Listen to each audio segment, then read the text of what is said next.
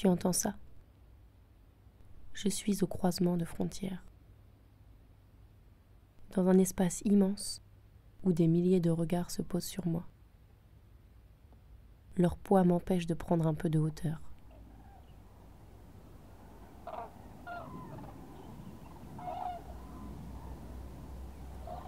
Elles arrivent de loin, déversant le bonheur qu'elles inspirent aux hommes du soleil levant. Les couples ne se délient jamais. Symbole de fidélité dans certains pays, ou encore portrait de sagesse dans d'autres. Elles quittent ensemble à l'aube leur dortoir pour glaner les prés et dérober le maïs d'un bon Français à la nuque rouge. Lui, pour qui son aura se réduit à une simple expression. Faire le pied de grue. Autrement dit, faire le trottoir.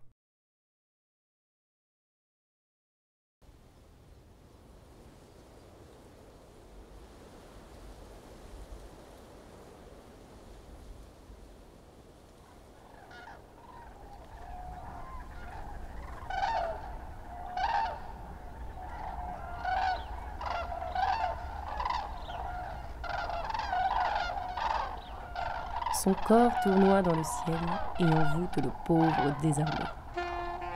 De champ en champ, le pied, la grue le fait, forçant les innocents à rentrer dans sa danse sournoise. Alléchante jarretière, tête masquée au regard clinquant, on peut lire le vice dans ses yeux rouges, le même rouge que le feu sous lequel Roxane passe ses nuits. Elle allume la flamme, on a un battement d'aile.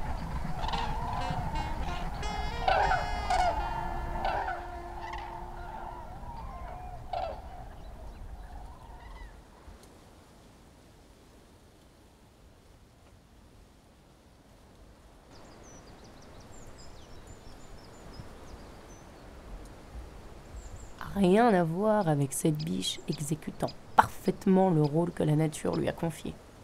Elle le regarde avec ses yeux de femme parfaite. Quel autre adjectif pourrait mieux la définir? Elle qui veille seule sur son petit ange, l'élève, le chéri. Mère nourricière modèle, elle est le salut de son espèce. La chaleur du foyer conjugal. Elle ne pose pas de questions, puisqu'elle est parfaite, à sa juste place.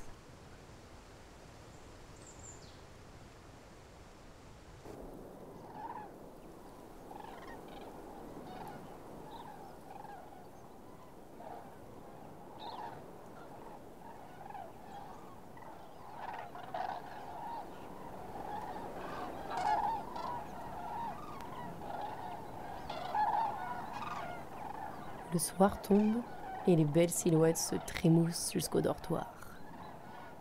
De derrière les fourrés, il les regarde.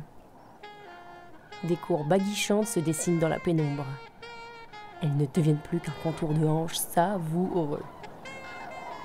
Les découvrant là à attendre, perchés sur leur guibole gloussante et élégante, ce gros mâle en bramerait. Il aimerait revenir à un mois où tout lui tombait sous les bois. Le chant lyrique de ces tentatrices l'ensorcelle. Ça y est, elles l'ont prise au piège. Elles sont en flammes. Elles ont en elles le péché originel. Tout était calculé, prémédité. Il en perd la raison. Il n'a plus qu'un seul désir en tête. Gravir le mont Vénus. Notre cher mâle est paralysé. Il ne peut plus bouger.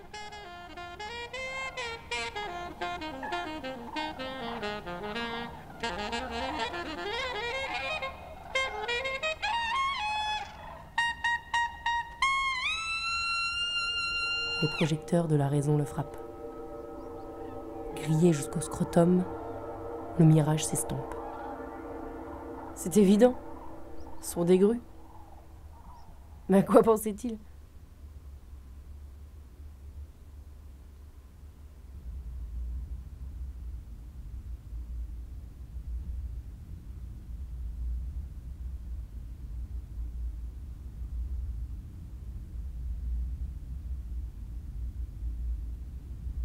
Ni bois ni poils ne peuvent réduire un être à une simple posture.